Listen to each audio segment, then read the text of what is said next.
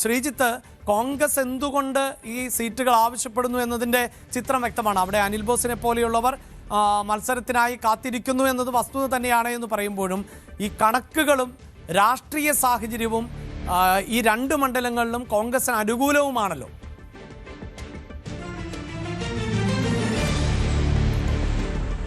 അഭിലാഷ്, തദ്ദേശ തെരഞ്ഞെടുപ്പിന്റെ ഫലം മാത്രം വെച്ചുകൊണ്ട് നമുക്ക് നിയമസഭാ തെരഞ്ഞെടുപ്പിലേക്ക് കടക്കാൻ കഴിയില്ല. അതേപോലെ തന്നെയാണ് ലോക്സഭാ തെരഞ്ഞെടുപ്പിന്റെ പാറ്റേണും. ഒരുപക്ഷെ കഴിഞ്ഞ നിയമസഭാ തെരഞ്ഞെടുപ്പിന്റെ ഫലം ഏതാണ്ട് എടുത്തു വെച്ചാൽ ഒരു പരിധി വരെ എന്തായിരുന്നു അവിടുത്തെ ഒരു സാഹചര്യം എന്ന് മനസ്സിലാക്കാൻ സാധിക്കും. ഇപ്പോൾ കഴിഞ്ഞ തവണ അടക്കം ഏതാണ്ട് 14,000 വോട്ടിനാണ് വി എൻ വാസവൻ ജയിച്ചത്. പക്ഷെ അവിടെ 7,000-ൽ പരം വോട്ടുകൾ ലതിക സുഭാഷ് നേടുന്ന സാഹചര്യം ഉണ്ടായിരുന്നു. അങ്ങനെ വന്നാൽ പോലും ഒരു വലിയ തോൽവി ഉണ്ടായ മണ്ഡലങ്ങളല്ല ഇതൊന്നും. ഇപ്പോൾ ചങ്ങനാശ്ശേരി ആണെങ്കിലും ഏതാണ്ട് 6,000-ഓളം വോട്ടുകൾക്കാണ് തോറ്റത്. ഇടുക്കി 5,000-ൽ താഴെ വോട്ടുകൾക്കാണ്. ഇങ്ങനെ ഈ മണ്ഡലങ്ങളുടെ എല്ലാം കണക്കെടുക്കുമ്പോൾ UDF സംബന്ധിച്ച് ഒരു UDF അനുകൂല തരംഗമുണ്ടെങ്കിൽ അവിടെ വിജയിച്ചെടുക്കാം എന്നതും വളരെ പ്രധാനപ്പെട്ടതാണ്. ഇപ്പോൾ 2016-ലെ പാറ്റേൺ ഒക്കെ എടുത്ത് നോക്കിക്കഴിഞ്ഞാൽ അവിടെ ഒരുപക്ഷെ BJPയും BDJസും ചേർന്ന് നിന്ന് വളരെ കാര്യമായി മത്സരിച്ചൊരു തെരഞ്ഞെടുപ്പായിരുന്നു. കുട്ടനാട്ടിൽ അന്ന് സുഭാഷ് വാസു ഏതാണ്ട് 30,000-ൽ പരം വോട്ടുകൾ നേടുന്ന സാഹചര്യവും ഉണ്ടായിട്ടുണ്ട്. അങ്ങനെ SNDP വോട്ടുകൾക്കടക്കം സ്വാധീനമുള്ള മേഖലയാണ്. അവിടെ BJPയുടെ സ്ഥാനാർത്ഥി ആരാകും, എങ്ങനെയാകും തുടർ ചർച്ചകൾ, BDJസിന്റെ സ്ഥാനാർത്ഥി എന്ന നിലയിൽ ആരാകും എന്നൊക്കെയുള്ളത് നടന്നു വരികയാണ്. എന്തായാലും സാധ്യതകൾ പലതുണ്ട്. ഇപ്പോൾ ആലപ്പുഴ ജില്ലയിൽ തന്നെ ഈ SNDP വോട്ടുകളിലേക്കൊക്കെ BJP കടന്നു കയറിയതൊക്കെ UDF സംബന്ധിച്ച് പ്രതീക്ഷയോടെ കാണുന്ന ഘടകങ്ങളാണ്. എന്തായാലും ഇനിയും ആഴ്ചകൾ ബാക്കിയാണ് തെരഞ്ഞെടുപ്പിന്. അതുകൊണ്ട് തന്നെ ഇനി ഉണ്ടാകുന്ന രാഷ്ട്രീയമായൊരു മൂഡ് സംസ്ഥാനത്തിൻ്റെ എന്നൊക്കെയുള്ളത് ഈ തെരഞ്ഞെടുപ്പിൽ വളരെ പ്രധാനപ്പെട്ടതാണ്. കുട്ടനാടിനെ സംബന്ധിച്ച് തുടർച്ചയായി ഈ തോമസ് ചാണ്ടി വിജയിക്കുകയും അദ്ദേഹത്തിൻ്റെ സഹോദരൻ വിജയിക്കുകയും ഒക്കെ ചെയ്യുന്നത് ആ മണ്ഡലത്തിൽ വ്യക്തിപരമായി ഉണ്ടാകുന്ന പല ബന്ധങ്ങളുടെ കൂടി അടിസ്ഥാനത്തിലാണ്. കേവലം ഒരു പൊളിറ്റിക്കൽ വിജയം എന്നുള്ളതിനപ്പുറത്തേക്ക് അങ്ങനെ കൂടി അത് വളരെ പ്രധാനപ്പെട്ടതാണ്. ആ മണ്ഡലത്തിലെ ജനങ്ങളുമായി അങ്ങനെ ഒരു ബന്ധമുണ്ടാക്കിയെടുത്തിട്ടുണ്ട് തോമസ് ചാണ്ടി ഉൾപ്പെടെയുള്ളവർ. അത് അവസാനിപ്പിക്കാൻ ഈ അനിൽ ബോസിൻ്റെയോ അല്ലെങ്കിൽ കോൺഗ്രസിൻ്റെ മറ്റാരുടെയെങ്കിലും സ്ഥാനാർത്ഥിത്വമോ ഗുണമാകുമോ എന്നുള്ള ചോദ്യം ബാക്കിയാണ്. എന്തായാലും ഇപ്പുറത്ത് നാട്ടകം സുരേഷ് മത്സരിക്കാനിരിക്കുന്ന ഏറ്റുമാനൂരിൻ്റെ അവസ്ഥ അങ്ങനെ തന്നെയാണ്. മന്ത്രി വി എൻ വാസവൻ ഈ സ്വർണ്ണക്കൊള്ള വിവാദവുമായി ബന്ധപ്പെട്ടൊക്കെ അദ്ദേഹത്തിന് ബന്ധങ്ങളൊന്നും ഉണ്ട് എന്ന് ഇതുവരെ തെളിയിക്കാൻ കഴിഞ്ഞിട്ടില്ലെങ്കിലും കഴിഞ്ഞ കുറേ കാലമായി അദ്ദേഹത്തിനെതിരെയാണ് കോൺഗ്രസും BJPയും ഒക്കെ വലിയ സമരങ്ങൾ നടത്തി വരുന്നത്. പക്ഷേ എന്നിരുന്നാൽ തന്നെ ഈ മണ്ഡലത്തിൽ ഒന്നാകെ കഴിഞ്ഞ 5 വർഷക്കാലം നിരവധി പുതിയ റോഡുകൾ കൊണ്ടുവന്ന് അങ്ങനെ താഴെത്തട്ടിൽ വികസന പ്രവർത്തനങ്ങളാണ് തൻ്റെ കരുത്തായി വി എൻ വാസവൻ ചൂണ്ടിക്കാട്ടുന്നത്. ഏറ്റുമാനൂരിൽ എന്തായാലും ഇഞ്ചോടിഞ്ച് പോരാട്ടം നടക്കും. അവിടെ വാസവനെ നിലംപരിശാക്കാൻ നാട്ടകം സുരേഷിന് കഴിയുമോ എന്ന ചോദ്യം പ്രധാനപ്പെട്ടതാണ്. മറ്റൊരു പ്രധാനപ്പെട്ടത് അവിടെയും BDJ സ്ഥാനാർത്ഥിത്വമാണ്. നേരത്തെ 16-ൽ AG തങ്കപ്പൻ മത്സരിച്ചപ്പോൾ ഏതാണ്ട് 30,000-ൽ പരം വോട്ടുകളാണ് അവിടെ BDJസിന് കിട്ടിയത്. കഴിഞ്ഞ തവണ വാസവൻ മത്സരിക്കുന്നതോടുകൂടി തന്നെ വാസവനോട് SNDPക്ക് ഒരു താല്പര്യമുണ്ടായിരുന്നു. അത് ഇത്തവണയുമുണ്ട്.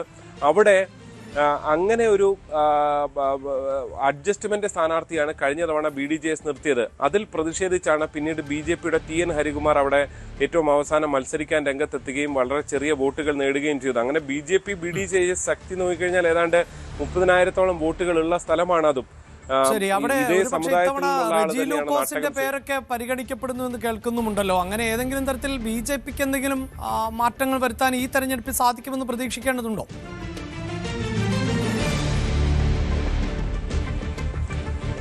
അഭിലാഷ്, റെജി ലൂക്കോസിന്റെ പരിഗണന പേര് ആദ്യ ഘട്ടത്തിലുള്ളത് അത് കടുത്തുരുത്തിയിൽ തന്നെയാണ് എന്നാണ് നമുക്ക് മനസ്സിലാക്കാൻ സാധിക്കുന്നത്. പ്രത്യേകിച്ച് ക്നാനായ വോട്ടുകൾ ഏറ്റവും ധാരാളമുള്ളത് കടുത്തുരുത്തിയിലാണ്.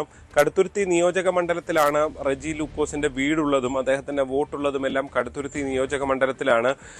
അതുകൊണ്ട് തന്നെ ഒരു പക്ഷേ കടുത്തുരുത്തിയിലായിരിക്കും ആദ്യ പരിഗണന.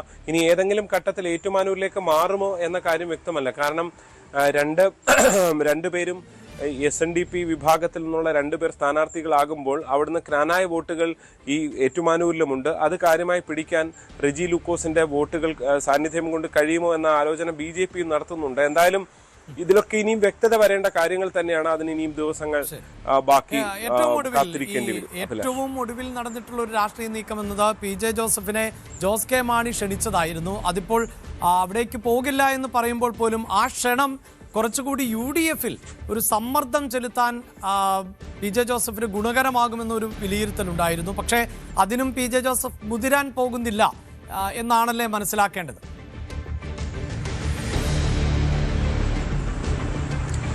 നിലവിൽ അങ്ങനെ തന്നെയാണ്. കാരണം UDF-നെ അധികാരത്തിൽ എത്തിക്കുക എന്ന ലക്ഷ്യത്തിലേക്ക് UDF-ൽ ഇപ്പോഴുള്ള കക്ഷികൾ മാറുന്നത് തുടക്കം മുതൽ അങ്ങനെ തന്നെയാണ്. അവർ ചൂണ്ടിക്കാണിച്ചിരുന്നത് തങ്ങൾക്ക് ഇത്തവണ അധികാരം കിട്ടിയില്ലെങ്കിൽ ഇനി UDF എന്നൊരു സംവിധാനം തന്നെ കേരളത്തിൽ നിലനിൽക്കുന്ന നിലയിലേക്ക് കാര്യങ്ങൾ പോകുന്നില്ല. അതിന്റെ ഭാഗമായി കൂടിയാണ് ഇപ്പോഴുണ്ടാകുന്ന ഈ വിട്ടുവീഴ്ച. തുടർച്ചയായി 10 വർഷമൊക്കെ അധികാരത്തിൽ നിന്ന് മാറി നിൽക്കുന്നത് ചിന്തിക്കാൻ കഴിയുന്ന കക്ഷികളല്ല ഇവയൊന്നും.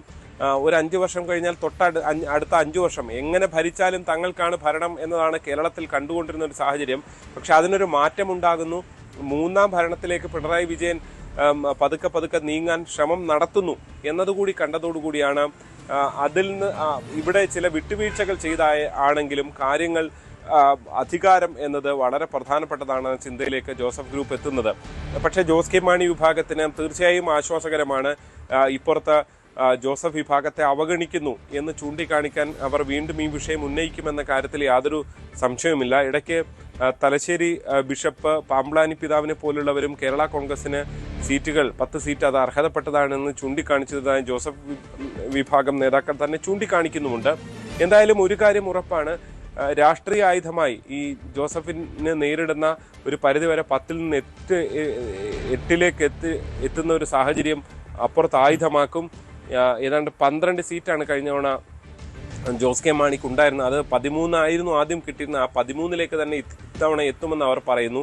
അവിടെ കേരള കോൺഗ്രസുകളുടെ ബലാബലത്തിൽ ജോസ് കെ മാണിക്ക് ഒരൽപ്പം ആധിപത്യം കിട്ടുമെന്ന കാര്യത്തിൽ സംശയമില്ല. പക്ഷെ അവിടെയും ജയപരാജയങ്ങൾ, തദ്ദേശ തെരഞ്ഞെടുപ്പിൽ ഒരുപാട് സീറ്റ് കിട്ടിയിട്ടും ജോസ് കെ മാണി വിജയിച്ചില്ല. ഞങ്ങളാണ് കൂടുതൽ സീറ്റുകൾ വിജയിച്ചത് എന്ന് ചൂണ്ടിക്കാട്ടാനാണ് ജോസഫ് ശ്രമിക്കുന്നത്. അഭിലാഷ്, യെസ്, എന്തായാലും രാഷ്ട്രീയത്തിൽ അങ്ങോട്ടും ഇങ്ങോട്ടുമുള്ള ചാഞ്ചാട്ടങ്ങൾ ഉണ്ടാകാം. മുഖ്യ ശത്രുക്കളും അല്ലെങ്കിൽ സ്ഥിരം ശത്രുക്കളും സ്ഥിരം മിത്രങ്ങളും ഒന്നുമില്ല എന്ന് പറയുന്ന ഒരു പശ്ചാത്തലം. ഇടയ്ക്ക് ജോസഫ് വിഭാഗത്തെ ഒരു പരിധിവരെയെങ്കിലും ആശങ്കയിലാഴ്ത്തിയിരുന്നത് ജോസ് കെ മാണി വിഭാഗം UDF-ന്റെ ഭാഗമാകുമോ എന്നതായിരുന്നു. അതേതാണ്ട് അടഞ്ഞ അധ്യായമായി മാറി എന്നതുകൊണ്ട് തന്നെ ജോസഫ് വിഭാഗത്തിന് കൃത്യമായി പരിഗണന ലഭിക്കും. പക്ഷേ വിജയ സാധ്യതയ്ക്ക് ഊന്നൽ നൽകിക്കൊണ്ട് 2 സീറ്റുകളിൽ വിട്ടുവീഴ്ചയ്ക്ക് വഴങ്ങേണ്ടതായി വരും ജോസഫ് വിഭാഗം എന്നതാണ് ഇപ്പോൾ ലഭിക്കുന്ന വിവരം. കൂടുതൽ വാർത്തകൾക്ക് News 18 Keralam YouTube channel subscribe ചെയ്യുക.